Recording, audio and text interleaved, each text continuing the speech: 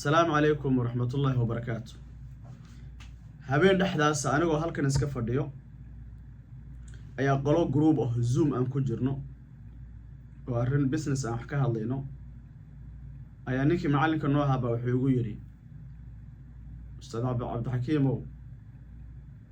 waxaan ku dirayaa suurad hebla aayad hebla noloshaada aayadaas aan ku dardaarmaya kitaabkan soo qaatay suuradii baan furay aayadii baan fiiriyay indhahayga ilin bay ka keentay wallahi aayadaas markaan saa u fiiriyay anoo arkay halkaa qalbigayga taabatay qaq aayadda halka qalbiga toos iga toogatay adiga i daawanaya waan kuu dirayaa aayaddaasi hadday ku dhaqaajin weydo aayaddaas ilaa 6 aayadood ee iyada ka dambeeya hadday ku dhaqaajin waayaan wallahi halaag baad ku sugantay haddii aayaddaas iyo 6 aayadood ee ka dambayso waa 7 aayadood 7 aayadood hadday qalbigaaga dhaqaajin waayaan qalbigaaga waa qalalay waa engegay khatar baad ku sugan tahay musiiba kugu habsatay ee isdaba qabo suuradda 50aad aayadda 16 ilaa aayadda 22 waa 7 aayadood 7 aayadood hadday qalbigaaga dhaqaajin waayaan ilina kaa qubi waayaan iskuna bedeli weydo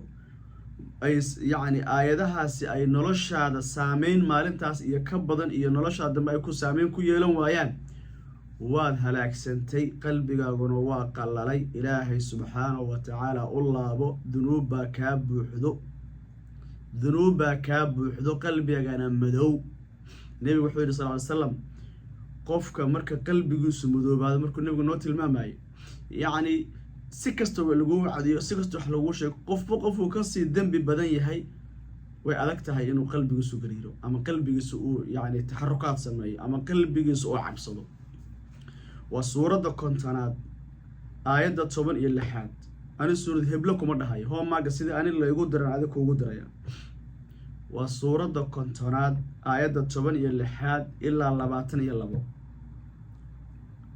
ustaadku wuxuu igu dhahay hal aayada laakiin anigana markaan sii fiiriyay 6 aayadood ee ka dambeeya halka aayad waa 6 aayadood oo adiga dhan basa ku dhalaalinaya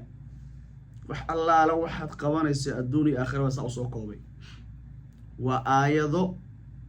aakhiro iyo cadaab iyo in garbahaaga malaa'ig ay labada qiyaamaha labada garab ay kici doonaan iyo in ilaahay lagu hor keeni doono iyo inaad dhimanayso iyo in waxaasoo dhan bay soo koobayaan haddaadan tafsiirkooda garanayn raadso sheekh Umar iyo sheekh Dir iyo culimadana sheekh Umar Faaruq iyo Allah xaftiye tafsiirkooda dhageyso suuradda dhamayso suuraddaas waa suurad mucjiza ah aayadda suuradda 50aad aayadda 16 ilaa 22 suuradda 50aad aayadda 16 ilaa 22 intaasi hadday noloshaada dhaqaajin waayaan oo ilinkaa keeni waayaan oo ku cabsi gelin waayaan oo ku toobad keeni weydo oo dunuubtaad ku jirto aad uga bixi weydo oo heesaha ugu joojin weydo oo xanta ku joojin weydo oo waxaad ku jirto ku joojin weydo jidka halaag baad saarantay jidka halaaga baad saarantay ka soo weeco jidkii halaagaad saarantay ka soo laabo allana ha kaa soo celiyo aayaddaas waxaan rajeynayaa aniga idinkaba in ilaahay subxaanahu wa tacaala ilaahay nagu anfaco ilaahayna kitaabkiisa dhammaantii allaha nagu anfaco hoomagaasaan idin diray waxa aad dareento nala wadaag waxa aad dareento walaalahaaga la wadaag insha allahu tacaala sifa dhiirigelin ay ugu noqoto walaalo fara badan una sii gudbi walaalahana ku xujee insha allahu tacaala bal waxayguna ay dareemaan السلام عليكم ورحمة الله وبركاته.